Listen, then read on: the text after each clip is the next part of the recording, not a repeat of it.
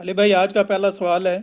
ہمارے ہاں پورے بر صغیر یعنی پاکستان، انڈیا اور بنگلہ دیش میں بریلوی مکتب فکر کی مساجد میں نماز جمعہ کے فوراً بعد صلاۃ و سلام یعنی مصطفیٰ جان رحمت پہ لاکھوں سلام صلی اللہ پڑھنے علیہ کا وآلہ رواج ہے۔ وسلم۔ جب ان کے علماء سے پوچھیں تو وہ کہتے ہیں کہ درود و سلام اللہ تعالیٰ کی سنت ہے، لہٰذا اس کے لیے کوئی بھی وقت مختص کیا جا سکتا ہے، جبکہ دوسری طرف وہابی لوگ یعنی دیوبند اور اہل حدیث اسے بدعت کہتے ہیں۔ قرآن و سنت کی روشنی میں درست موقف کیا ہونا چاہیے؟ دیکھیں، اس میں تو کوئی شک نہیں ہے کہ درود شریف اللہ تعالیٰ کی جو نفلی عبادات ہیں ان میں سے ایک افضل ترین عبادت ہے، اور یہ درود شریف اللہ کی عبادت ہے، نبی صلی اللہ علیہ وآلہ وسلم کی عبادت نہیں ہے، کیونکہ اس میں آپ کیا کہتے ہیں؟ اللہم صلی علی محمد، اے اللہ آپ بھیجیں محمد صلی اللہ علیہ وآلہ وسلم پر درود یا رحمت، اللہم صلی علی محمد وعلی آل محمد۔ تو اللہ تعالیٰ سے ریکویسٹ کی جاتی ہے، تو یہ دعا ہے، اور دعا ہے عبادت۔ جامعہ ترمذی کے اندر، ابو داؤد میں، سنن نسائی میں حدیث ہے، الدعاء هو العبادہ، دعا ہی تو عبادت ہے۔ اور اس کے بعد نبی علیہ السلام نے جب یہ بات ارشاد فرمائی الدعاء هو العبادہ، پھر آپ نے سورۃ المؤمن کی آیت نمبر 60 تلاوت کی، ادعونی استجب لکم ان الذین یستکبرون عن عبادتی، اے میرے بندو مجھ سے مانگو، میں تمہاری دعا کو قبول کروں گا، بے شک وہ لوگ جو میری عبادت سے تکبر کرتے ہیں۔ بات دعا کی ہو رہی تھی لیکن آیا عبادت سے، کیونکہ دعا عبادت ہے، ایاک نستعین بھی عبادت ہے، دعا مانگنا۔ اسی لیے ہم کہتے ہیں کہ صرف اللہ ہی کو پکارا جائے۔ تو جو لوگ میری عبادت سے تکبر کرتے ہیں میں انہیں ذلیل و خوار کر کے جہنم میں داخل کروں گا۔ سورۃ المؤمن، جسے سورہ غافر بھی کہتے ہیں، اس کی آیت نمبر ہے 60۔ اللہم اجرنا من النار، آمین۔ تو اس کے تحت درود شریف جو ہے یہ اللہ کی عبادت ہے، چونکہ وہ دعا ہے، لہٰذا جو عبادت ہے اس کے اوپر تو کوئی دوسری بات ہو ہی نہیں سکتی ہے۔ اور درود شریف کے حوالے سے تو ہمیں اللہ تعالیٰ نے قرآن حکیم میں حکماً یہ بات ارشاد فرمائی ہے، سورۃ الاحزاب کی آیت نمبر 56، ان اللہ وملائکتہ یصلون علی النبی یا ایھا الذین آمنوا صلوا علیہ وسلموا تسلیما اللہم صلی علی محمد وعلی آل محمد واصحابہ اجمعین الی یوم الدین، آمین۔ یہ آیت مبارکہ میں اللہ تعالیٰ نے واضح حکم دیا ہے کہ بے شک اللہ اور اس کے فرشتے نبی صلی اللہ علیہ وآلہ وسلم پر درود پڑھتے ہیں، اے ایمان والو تم بھی نبی صلی اللہ علیہ وآلہ وسلم پر درود اور خوب سلام بھیجو۔ اس کے کانٹیکسٹ میں جو پہلی اسلام کی تفسیر ہے نا، تفسیر تبری، امام ابن جریر تبری المتوفا 310 ہجری، ان کی تفسیر کو تفسیر ابن جریر بھی کہا جاتا ہے، ابن کثیر نے انہی سے کاپی کی ہیں اکثر چیزیں۔ انہوں نے لکھا ہے کہ یہ جو اللہ کا درود ہے نا اور فرشتوں کا درود، یہ ہے کہ فرشتے دعائے رحمت کرتے ہیں نبی علیہ السلام کے لیے، اور اللہ اپنے نبی پہ رحمت بھیجتا ہے خود، کیونکہ اسے تو کسی کے کہنے کی ضرورت نہیں، تو یہ اللہ کا درود ہے۔ اللہ کا درود ہمارے والا درود نہیں ہے، ہمیں اللہ کو ریکویسٹ کرنی ہوتی ہے، اللہ تو خود ہی رحمت فرما دیتا ہے۔ تو درود و سلام کے حوالے سے یہ ذہن میں رکھیے گا کہ یہ آیت جب ان اللہ و ملائکتہ نازل ہوئی تو بخاری اور مسلم دونوں میں موجود ہے کہ صحابہ نے عرض کیا، اللہ کے محبوب علیہ السلام، ہم نے آپ پر سلام تو سیکھ لیا ہے، السلام علیکہ ایھا النبی، جو آپ نے سکھایا ہے تشہد کے اندر، ہم آپ پر درود کیسے پڑھیں؟ تو پھر آپ صلی اللہ علیہ وآلہ وسلم نے نماز والا درود ابراہیمی تعلیم فرمایا۔ اور جو لوگ بدبختی پہ اترے ہوئے ہیں وہ اس کو وہابی درود کہنا شروع کر دیتے ہیں، حالانکہ بخاری مسلم میں نبی علیہ السلام نے یہ درود سکھایا ہے۔ حتیٰ کہ تفسیر نعیمی جو مفتی احمد یار خان نعیمی اور ان کے بیٹے نے مل کے لکھی ہے، اس میں واضح انہوں نے لکھا ہے کہ درود ابراہیمی جو ہے یہ ایک ناقص درود ہے نماز کے باہر، اور یہ پڑھنا گناہ ہے، نعوذ باللہ، گناہ۔ وہ کہتے ہیں نماز کے اندر تو درست ہے، وہ کہتے ہیں گناہ کی جسٹیفیکیشن وہ یہ دیتے ہیں کہ جی اس میں تو اللہ کا حکم پورا نہیں ہو رہا، کیونکہ اللہ تو کہہ رہا ہے درود اور سلام دونوں بھیجو، تو اس میں تو صرف درود ہے، سلام کوئی نہیں ہے۔ دیکھیں، اور نماز میں السلام علیکہ ایھا النبی آ جاتا ہے، میرے بھائی سلام اور درود دونوں انٹرچینجبل الفاظ ہیں.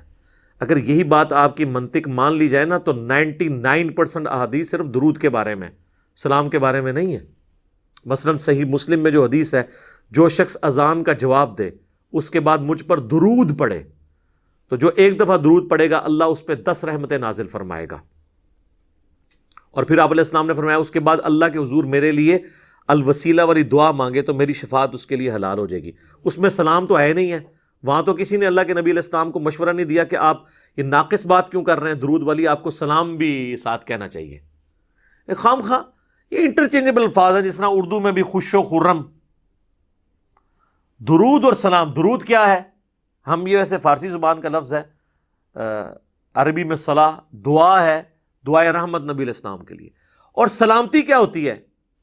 وہ بھی دعائے رحمت ہی ہوتی ہے. یعنی ایک انداز ہے دونوں اعتبار سے، نبی علیہ السلام پہ کوئی درود پڑھے یا سلام پڑھے، بات تو ایک ہے. سنن نسائی میں حدیث ہے، جو مجھ پر ایک دفعہ درود پڑھتا ہے اللہ تعالیٰ اس پہ 10 دفعہ رحمت نازل فرماتا ہے، اور جو ایک دفعہ سلام پڑھتا ہے اللہ تعالیٰ اس پہ 10 دفعہ سلامتی نازل فرماتا ہے. آپ نے کبھی اس کو آپس میں کمپیئر ہی نہیں کروایا.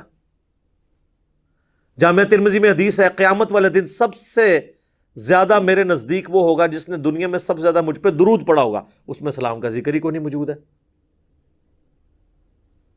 جامعہ ترمذی میں ایک حدیث ہے جس کی سند کمزور ہے، لیکن اس کی صحیح سند المستدرک للحاکم کے اندر ہے، فضل الصلاۃ علی النبی کے اندر موجود ہے کہ نبی علیہ السلام ایک دفعہ مسجد میں تشریف لائے تو ممبر کی پہلی سیڑھی پر قدم رکھا، فرمایا آمین، دوسری پہ رکھا، فرمایا آمین، تیسری پہ رکھا، فرمایا آمین.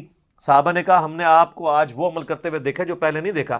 تو آپ نے فرمایا کہ جبرائیل علیہ السلام میرے پاس آئے تھے اور انہوں نے کہا کہ یا رسول اللہ آپ میری دعا کے اوپر مہر لگائیں، آمین کہیں کہ ہلاک ہو جائے وہ شخص جس کے سامنے آپ کا ذکر ہو اور وہ آپ پر درود نہ پڑھے. اللہم صلی علی محمد وعلی آل محمد.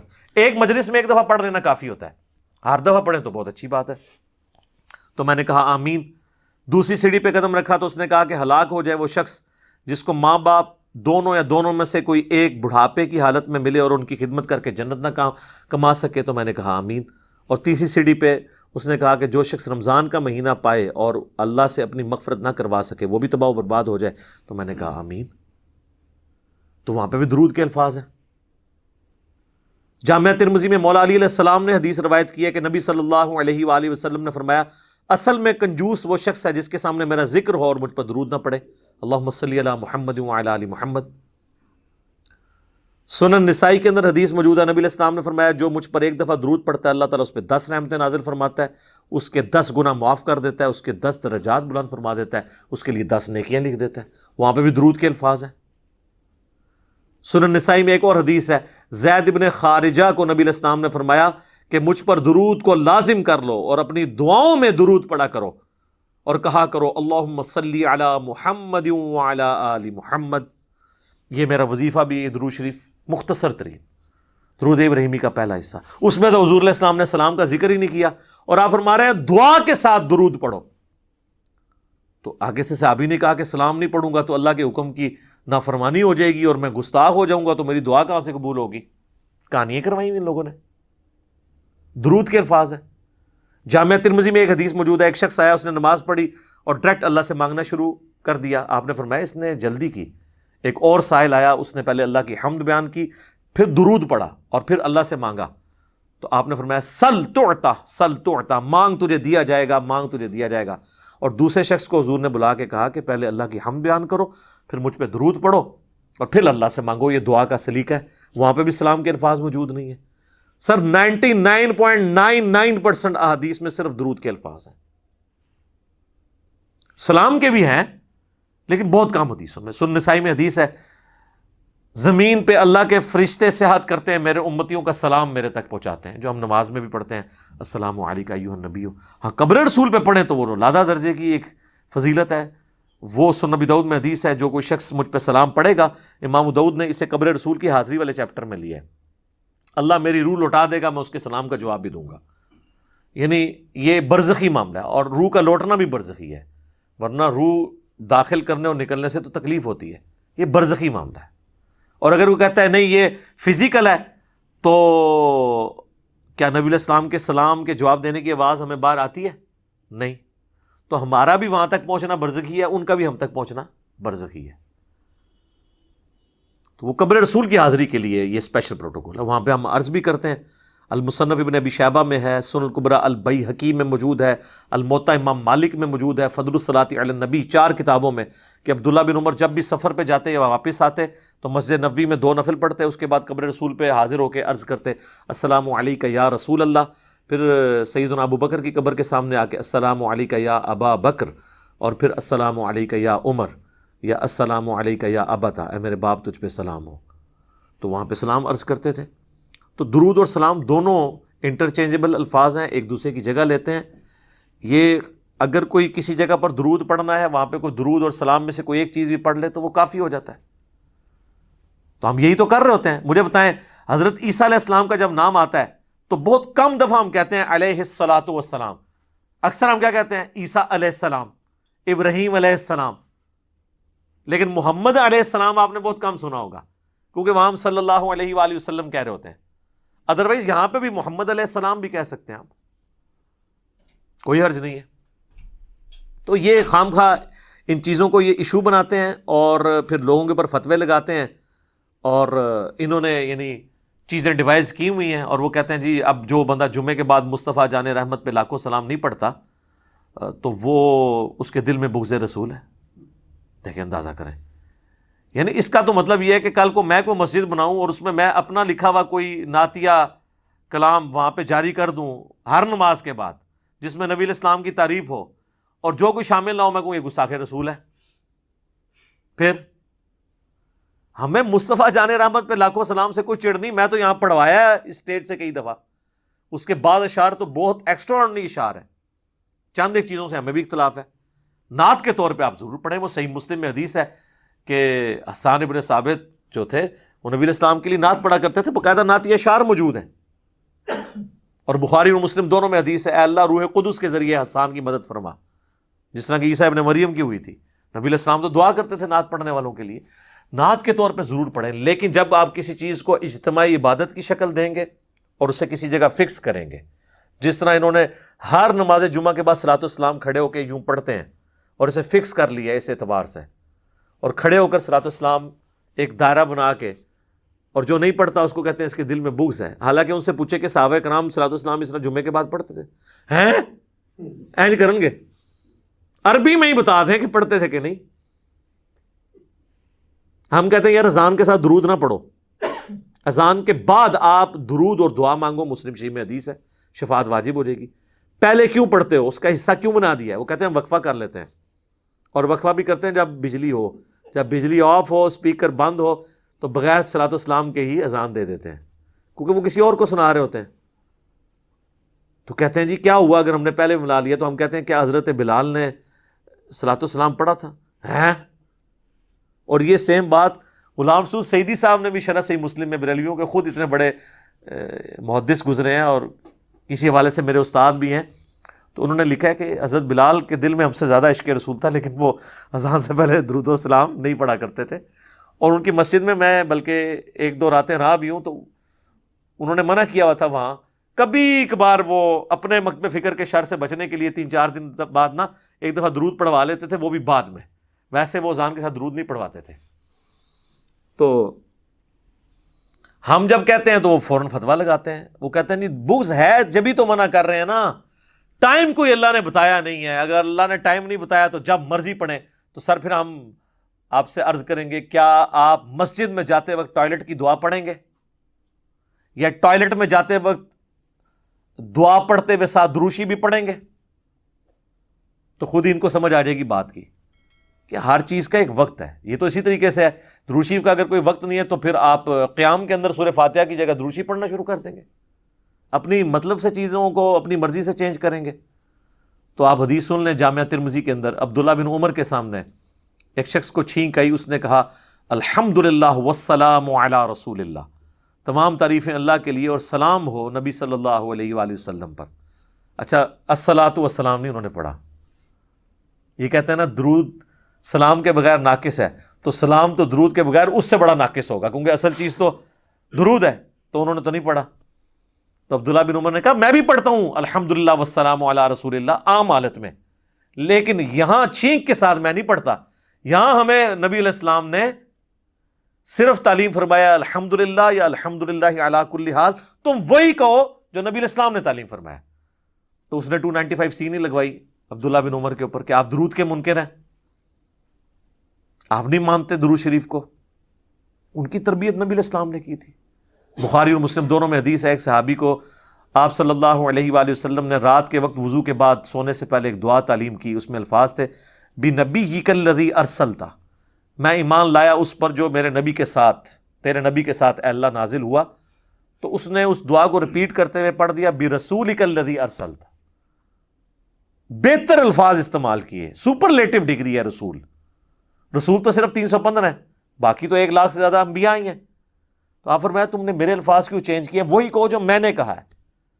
تو اس نے آگے سے نہیں کہا کہ یا رسول اللہ میں نے تو بہتر ڈگری لگا دی ہے، تو آپ قبول کر لیں، اس کو بدعت حسنہ کے طور پہ قبول کر لیں.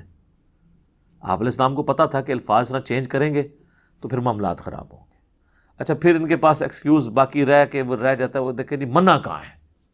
اس کا بھی ہم نے ان کو جواب دیا ہے کہ منع تو ہو گیا نا جب جنرلی آپ علیہ السلام نے فرما دیا.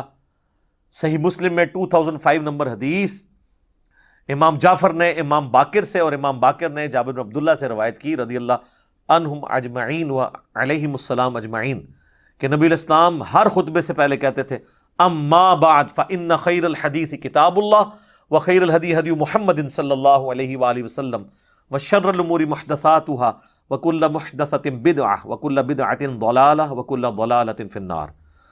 کچھ الفاظ مسلم کے ہیں، کچھ سنن نسائی کے، کچھ ترمذی کے. آگاہ ہو جاؤ سب سے بہترین کلام اللہ کی کتاب ہے، سب سے ہدایت یافتہ راستہ محمد صلی اللہ علیہ وآلہ وسلم کا ہے. بدترین کام وہ ہیں جو دین میں خود سے داخل کر دیے جائیں، اور وہ تمام کام بدعتیں ہیں، تمام بدعتیں گمراہیاں ہیں، اور تمام گمراہیاں آگ میں لے جانے والی ہیں. اللہم اجرنا من النار، آمین. تو اب حضور آپ کو کیسے منع کریں؟ آپ جنرل کہہ رہے ہیں کہ میں نے جو تعلیم کیا اس سے ہٹ کے آپ نے نہیں کرنا. بخاری اور مسلم دونوں میں حدیث ہے من احدث فی امرنا ھذا فہو رد، جس نے ہمارے دین میں جو ہم نے تعلیم کیا ہے کوئی بات نہیں داخل کر دی وہ مردود ہے. اگر کوئی کہے گا نا میں فجر کے 3 فرض پڑھوں گا، ایک فالتو ہی ہے، مردود ہو جائے گی. اچھا 2 کی بجائے 1 پڑھنے سے مردود ہونا تو سمجھ آتی ہے، 2 کی بجائے 3 پڑھنے سے مردود کیوں ہو جائے گی؟ کیونکہ نبی علیہ السلام کے پیٹرن سے ہٹ جائے گی. عبادت کی قبولیت کے لیے پہلی شرط عقیدے کا درست ہونا، دوسری شرط نبی علیہ السلام کے طریقے پہ ہونا، اور تیسری شرط اخلاص بھی ہو، اللہ کے لیے ہو رہا ہو، دکھلاوے کے لیے نہیں. پھر نبی علیہ السلام کا طریقہ چھوڑ دیا تو پھر آپ کی کہاں سے عبادت قبول ہونی ہے؟ پھر بھی ان کو سمجھنا ہے. پھر میں ان کو اینٹی وینم الزامی جواب پھکی جسے میں پنجابی میں کہتا ہوں وہ دیتا ہوں کہ اچھا یہ بتاؤ کہ جنازے کی اذان منع کہاں ہے؟ وہ کہتا ہے جی نبی علیہ السلام نے دی نہیں ہے. یہ تو کوئی ایکسکیوز نہیں ہے. اذان کیا برا کام ہے؟ نیکی کا کام ہے، کرو. بخاری مسلم میں حدیث ہے اذان کی آواز سن کے شیطان کی ہوا خارج ہو جاتی ہے اور وہ بھاگ جاتا ہے. تو آپ کو جو بعد میں قبر پہ جا کے آپ اپنی اذان خود سے دیتے ہیں شیطان کو بھگانے کے لیے، جنازے کے وقت بھی بھگائیں نا. تو کہتے ہیں نہیں جی وہ تعلیم نہیں کی نبی علیہ السلام نے. تو پھر آپ کی اپنی ڈیفینیشن خود ہی خراب ہو گئی نا. ہم بھی یہی کہتے ہیں جو تعلیم نہیں کی وہ نہیں کرنا. اور کچھ زیادہ کوئی چتر بننے کی کوشش کرتے ہیں، وہ کہتے ہیں جی یہ جنازے دی اذان وہ ہوندی ہے جہاں بچہ پیدا ہوتا ہے نا اس ٹائم کہانی دیتی جاتی ہے. ایڈی لمبی کہانی بنا دے جے. یہ کس آیت اور حدیث میں لکھا ہوا ہے کہ یہ وہ والی اذان ہوتی ہے؟ خام خواہ اذان کا مقصد ہمیشہ نماز کے اعتبار سے لوگوں کو بلانا ہوتا ہے. تو اس کا تو مطلب ہے کہ جب بچے کے کان میں اذان دی جائے تو سپیکر میں دیا کریں تاکہ سارے گھر آپ کے پہنچ جائیں اور کہیں جی آج جنازہ پڑھنا آیا ہے دسو کو ہونا ہے. پھر اس طرح کی گلاں ہون گے تو جو آپ اسی دیا گے نا. نان سینس باتیں کرتے ہیں. عید کے لیے میں نے بات کی، وہ کہتے ہیں نہیں دیکھیں جی بخاری مسلم میں آتا ہے کہ نبی علیہ السلام عید کی اذان نہیں دیا کرتے تھے، صرف جماعت ہوتی تھی. تو اس میں منع تو کہیں نہیں لکھا ہوا کہ آپ منع کرتے تھے، کیونکہ آپ تو کہتے ہیں جو اللہ کے نبی نے کیا یا نہیں کیا اگر وہ اچھا کام ہے اور منع نہیں کیا تو جائز ہے، تو عید کی اذان دے نا. تو کہیں گے نہیں. تو یہاں پہ بھی آپ یہی سمجھیں. تو یہ بدعت کو سمجھیں، یہ بہت سینسٹیو ایشو ہے. اس طرح تو ہر شخص اپنی مرضی کا دین ڈیوائز کرنا شروع کر دے گا. وہ کہتے ہیں نہیں جی ایک حدیث ہے صحیح مسلم کے اندر کہ جس نے اسلام میں اچھی بدعت جاری کی اسے ثواب ملے گا، اور جتنے لوگ عمل کریں گے اس کا ثواب بھی ملے گا. جس نے بری بدعت جاری کی تو اس کا وبال اس پہ ہوگا، اور جتنے لوگ عمل کریں گے ان کا وبال بھی اس پہ پڑے گا. سر یہ کہیں مسلم شریف میں ان الفاظ کے ساتھ نہیں ہے، یہ الفاظ ہیں سنت حسنۃ اور سنت سیئۃ. جس نے اچھی سنت جاری کی اور جس نے بری سنت جاری کی. اچھا طریقہ، سنت مانے طریقے کے. اور یہ پوری حدیث جو ہے یہ بیان نہیں کرتے، اس میں خود ہی کلیئر ہو جائے گا کہ نبی علیہ السلام کے پاس کچھ نیو مسلم آئے جن کے پاؤں میں جوتیاں بھی نہیں تھیں اور غربت کے آثار ان پہ نمایاں تھے. نبی صلی اللہ علیہ وآلہ وسلم نے خطبہ دیا مسجد کے اندر نماز کے بعد، اور اس میں آپ علیہ السلام نے قرآن پاک سے جو ہے وہ انفاق فی سبیل اللہ سے متعلق آیات تلاوت کی اور ترغیب دلائی. تو لوگ اپنے اپنے گھروں کو گئے تاکہ ان نیو مسلمز کی مالی مدد کریں. تو ایک شخص گیا، وہ اتنا بڑا جو ہے نا وہ بھر کے نا بورا، صحابہ کہتے ہیں بڑی مشکل سے وہ گھسیٹتا ہوا لا کے مسجد کے سین میں اس نے رکھا. تو اس کو دیکھ کے باقی لوگوں کو بھی ہمت ہوئی، اپنے گھروں سے سامان لے کے آئے. تو نبی علیہ السلام نے اس شخص کے بارے میں فرمایا جس نے اسلام میں اچھا طریقہ جاری کیا، اسے ثواب ملے گا، اور جتنے لوگ اس کو دیکھ کے کریں گے اسے بھی ثواب ملے گا. تو یہ مسجد میں لا کے اللہ کی راہ میں خرچ کرنا، اس میں کون سی بدعت ہوئی تھی؟ یہ طریقہ تھا. آج اس طریقے کی ماڈرن فارم ہو سکتی ہے، آپ آن لائن کسی مدرسے کے اکاؤنٹ میں پیسے ٹرانسفر کرتے ہیں. تو یہ تو نبی علیہ السلام کے زمانے میں نہیں تھا. لیکن مسجد یا مدرسے کی خدمت کرنا مال کے ذریعے تو صحابہ کی سنت تھی. سیدنا عثمان نے 3 دفعہ جنت کی بشارت اسی کے اوپر پائی ہوئی ہے نا. طریقہ بدل گیا. طریقے تو بدلتے رہیں گے. نبی علیہ السلام نے اونٹ پہ حج کیا، ہم جو ہے وہ جہاز پہ جاتے ہیں. طریقہ بدلا لیکن عبادت کا طریقہ نہیں بدلا. مڑ مڑ کے بھی مثال دے دینا، جی مسجد میں قالین ڈلوا لیے، اے سی لگوا لیے، یہ بدعت نہیں ہے سر، اس لیے کہ اس کا نماز سے کوئی تعلق ہی نہیں ہے. آپ تو زبان سے نیت کرتے ہیں، کبھی آج تک آپ نے کبھی دل میں بھی یہ نیت کی ہے، زبان سے تو نہیں کی ہوگی، کہ اوپر اس قالین کے، سامنے اس ٹھنڈے ٹھنڈے اے سی کے، نیچے اس فانوس کے، منہ طرف خانہ کعبہ شریف. تو اس کا مطلب یہ دین کا حصہ ہی نہیں ہے. دین کو فیسیلیٹیٹ کرنے والا ایک طریقہ ہے. جیسے کہ صحیح بخاری اور صحیح مسلم، یہ امام بخاری امام مسلم نے ایک طریقہ اڈاپٹ کیا ہے. یہ ویڈیو کیمرے میں ہم جو کچھ ریکارڈ کر رہے ہیں یہ ایک طریقہ ہے. ریکارڈ دین ہی ہو رہا ہے، طریقہ ہے. تو طریقے تو اسی طریقے سے اگلے زمانوں میں لوگ گٹھلیوں کے اوپر شمار کرتے تھے، اب الیکٹرانک کاؤنٹر آ گئے. ایک اچھا طریقہ ہے. تو اسلام میں اس طرح کے طریقے جو جاری ہوئے ہیں ان کے اوپر بشارت ہے. اور برے طریقے اگر کوئی جاری کرے گا تو ظاہر ہے اس کے اوپر وبال ہوگا. تو یہ اچھی بدعت اور بری بدعت والا معاملہ نہیں ہے، اچھا طریقہ اور برا طریقہ ہے. بدعت کی ڈیفینیشن کو اس حوالے سے نہ، اور پھر یہ اتنے اس معاملے میں سخت ہیں. اسی جمعے کو ہم نے ایک جگہ مسجد میں نماز پڑھی. اب وہ مسجد بھی یعنی وہ جنہوں نے بنوائی ہے، ایک بھائی ان کا اہل حدیث ہے، ایک بریلوی ہے. امام مسجد انہوں نے وہ رکھا ہوا ہے ایک بریلوی، اور جو خطبہ دیتے ہیں وہ ایک اہل حدیث ٹائپ ہیں بھائی، تنظیم اسلامی کے جو رفع الاجدین سے نماز پڑھتے ہیں. تو نماز پڑھ کے ہم نکلے ہیں تو انہوں نے جناب سپیکر آن کر کے ایک بچہ کھڑا کر کے 2 بندے کھڑے کر کے مصطفیٰ جان رحمت پہ لاکھوں سلام شروع کر دیا، اور عجیب و غریب نظروں سے باقیوں کو دیکھ رہے ہیں کہ یہ لوگ پڑھ نہیں رہے. انہوں نے یعنی یہ سمجھا کہ اب یہ اس جمعے کا حصہ بن گئے تو بنا دیا انہوں نے. وہ کہتے ہیں جمعے والے دن درود شریف کی بڑی فضیلت ہے. سر درود شریف کی فضیلت ہے جب آپ انڈیویجولی پڑھتے ہیں، بالکل ہے. ابو داؤد میں حدیث موجود ہے، مشکات کے اندر بھی ہے کہ جمعے کا دن تمام دنوں کا سردار ہے. اس دن آدم علیہ السلام پیدا ہوئے، اس دن وہ فوت ہوئے، اس دن پہلا سور پھونکا جائے گا، اسی دن دوسرا سور پھونکا جائے گا. تم جمعے کے دن مجھ پہ درود کی کثرت کرو، بے شک تمہارا درود مجھ پہ پیش کیا جاتا ہے. ایک صحابی نے عرض کیا اللہ کے نبی جب آپ مر جائیں گے اور آپ کی ہڈیاں مٹی میں مل جائیں گی، الفاظ ذرا غور کریں، کوئی گستاخی کا فتویٰ نہیں لگا ان پہ، تو کیا آپ پہ اس وقت بھی درود پیش ہوگا؟ تو آپ نے فرمایا ان اللہ حرم علی الارض ان تاکل اجساد الانبیاء، بے شک اللہ نے مٹی کے لیے حرام کر دیا ہے کہ وہ نبیوں کے جسموں کو کھائے. مجھ پہ اس وقت بھی درود پیش ہوگا. تو ظاہرہ درود شریف جمعے والے دن پڑھنا چاہیے. اللہم صلی علی محمد وعلی آل محمد. ہم تو پڑھتے ہیں اہتمام کے ساتھ جمعے والے دن درود شریف، لیکن اس کو آپ مصطفیٰ جان رحمت پہ لاکھوں سلام کس طرح فٹ کر رہے ہیں؟ بریلویوں نے یہ نشانی بنا دی، دیوبند نے جی وہ ایک درود شریف وہ جی 80 دفعہ پڑھ لیں جمعے والے دن 80 سال کے گناہ معاف ہو جائیں گے. بریلویوں کو بھی بتایا جاتا ہے وہ اللہم صلی علی محمد النبی الامی وآلہ وسلم تسلیما. تو سر یہ القول البدیع کتاب میں موجود ہے اس کا ریفرنس, اور وہ جو اس کا راوی ہے نا امام سخاوی, وہ نبی علیہ السلام کے 500 سال بعد آیا اور اس نے بغیر سند کے یہ حدیث لکھی ہے. یہ حدیث کہاں ہے؟ اس کی کوئی ملتی جلتی کوئی سند موجود ہے طبرانی میں بھی, وہ بھی متروک اور ضعیف راویوں سے ہے. 80 سال کے گناہ اس طرح معاف نہیں ہوں گے. اسی تو لوگ پھر صرف جمعہ ہی پڑھتے ہیں, اس کے بعد 80 دفعہ درود شریف پڑھ لیتے ہیں. 5 وقت کی نماز ہی چھوڑی ہوئی ہے لوگوں نے. اس طرح نہیں 80 سال کے گناہ معاف ہوتے. درود شریف آپ پڑھیں, ضرور پڑھیں, لیکن جب آپ ایون آپ 100 دفعہ پڑھیں, 80 دفعہ پڑھیں, پڑھنا چاہتے ہیں ضرور پڑھیں, لیکن جب آپ ہلکا بنائیں گے, ایک اجتماعی شکل دیں گے, یہ یاد رکھیں پیٹ رول بدعت کا. انڈیویجولی آپ جو مرضی کریں, جو کتاب و سنت میں آیا ہوا ہے, ٹائم سے ہٹ کے بھی, تو اس کے اوپر کوئی فتویٰ نہیں لگتا. وہ ہر شخص کو حق حاصل ہے نفلی عبادت جس ٹائم مرضی کرے, اللہ جن اوقات کے اندر منع ہے. وہ ہم یہی کہیں گے کہ منع کن اوقات میں ہے. میں آپ کو نہیں کہوں گا اشراق آپ نے فجر کا وقت ختم ہونے کے 20 منٹ بعد ہی پڑھنی ہے, آپ بے شک 2 گھنٹے بعد پڑھ سکتے ہیں. لیکن جو اجتماعی چیزیں ہیں نا, جیسے ہی اجتماعیت آئے گی تو ہر وہ چیز جو نبی علیہ السلام نے تعلیم نہیں فرمائی بدعت ہو جائے گی.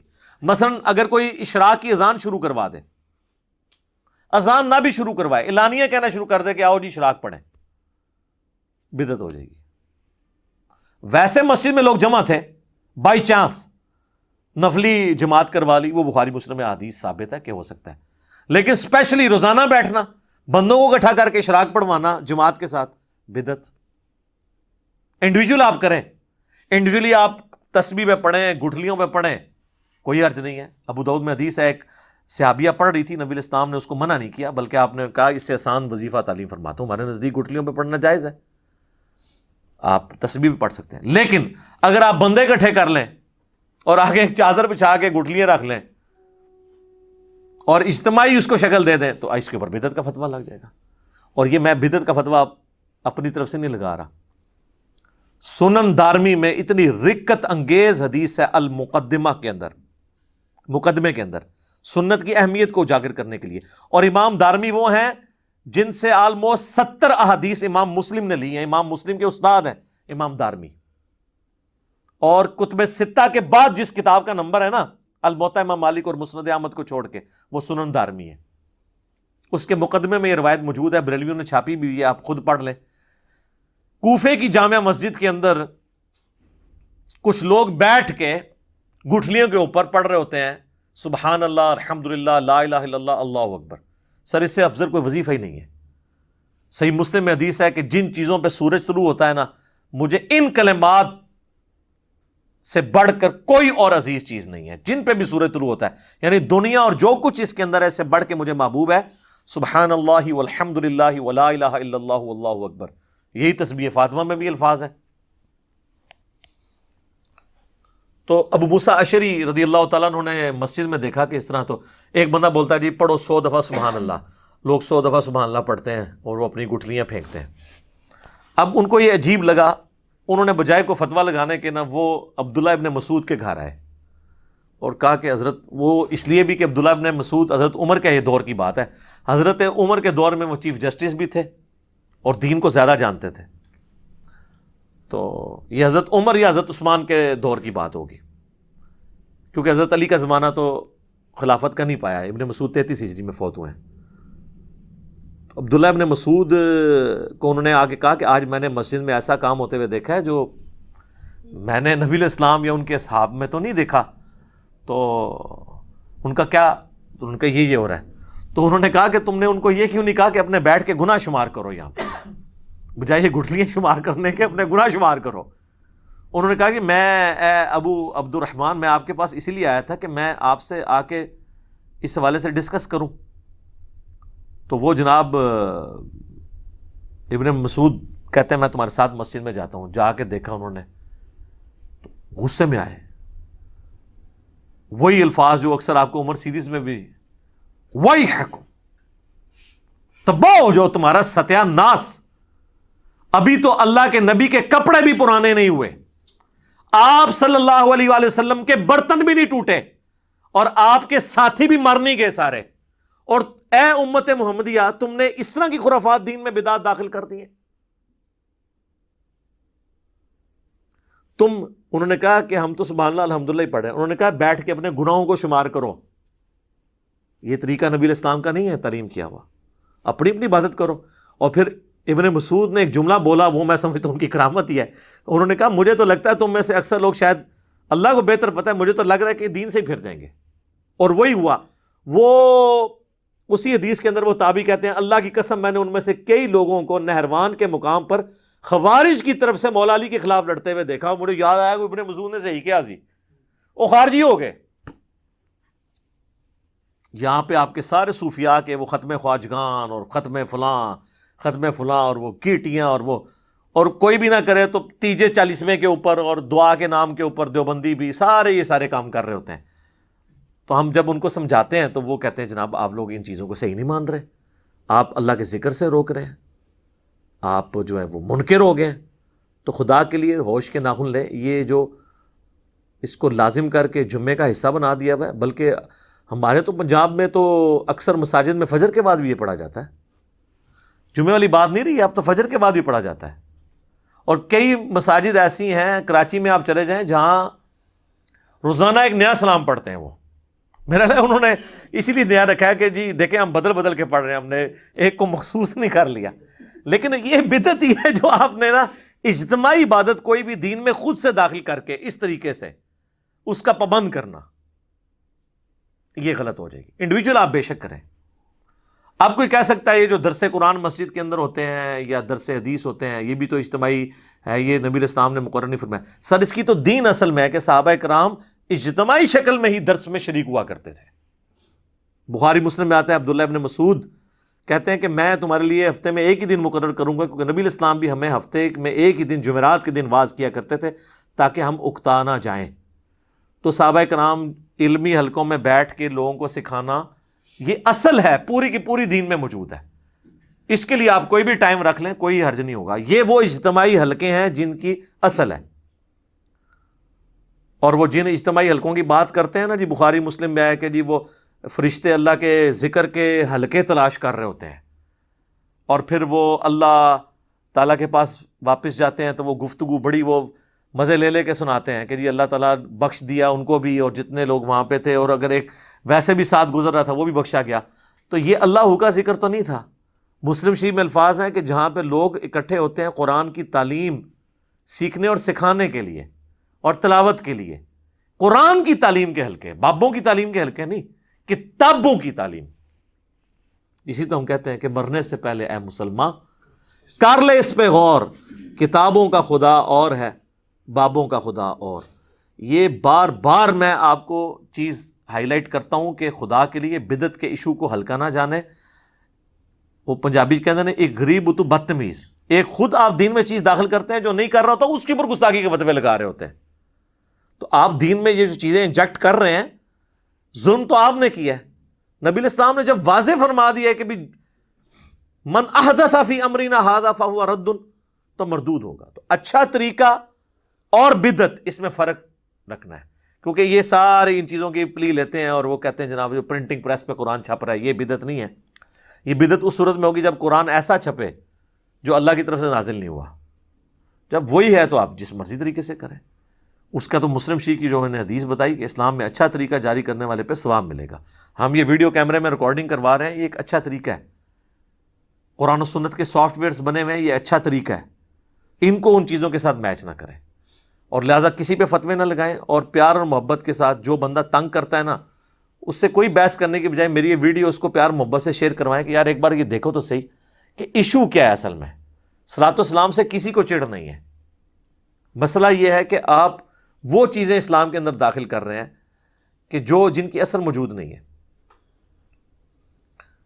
میں آپ کو ایک مزے کی بات بتاؤں، یہ بات ہے 2000 کی یا 1999 کی نا، ہم دعوت اسلامی کا ایک مدنی قافلہ لے کے نا قائد اعظم یونیورسٹی گئے اسلام آباد۔ تو اس وقت کٹر ظاہر ہے ہم سبز پگڑی باندھتے تھے۔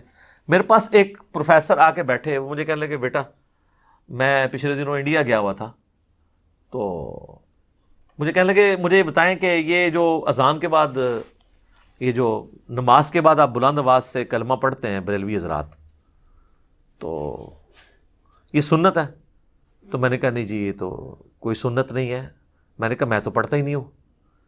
اور آپ کو بتاؤں حیران کن بات، فیضان مدینہ کراچی جہاں الیاس قادری صاحب ہزاروں لوگوں کو لے کے بیٹھے ہوتے ہیں مدنی چینل پہ، وہاں نماز کے بعد کلمہ نہیں ہوتا، پن ڈراپ سائلنس ہوتی ہے، کوئی کلمہ نہیں پڑھا جاتا. میں نے الیاس قادری صاحب کے پیچھے 1999 میں بالکل پیچھے ان کی امامت میں پہلی صف میں کھڑے ہو کے کتنی نمازیں پڑھی ہیں. ابھی بھی جا کے کوئی چیک کرنا چاہتا ہے کر لے. لیکن پنجاب میں دعوت اسلامی کے کئی مراکز ہیں، وہاں پہ کلمہ ہو رہا ہے، پتہ ہے ان کو کہ یہ غلط ہے، کہ جو لوگ لیٹ ہو جاتے ہیں ان کی نماز ڈسٹرب ہو جاتی ہے، لیکن نہیں، روک نہیں سکتے. یہ ہمارے کالا دیو والی جتنی مسجدیں ان کے انڈر آتی ہیں، یہ جو کوٹلی والے پیر ہیں کشمیر والے، کشمیر میں ان کی سینکڑوں مساجد ہیں، کہیں پہ کلمہ نہیں اونچی آواز سے پڑھا جاتا.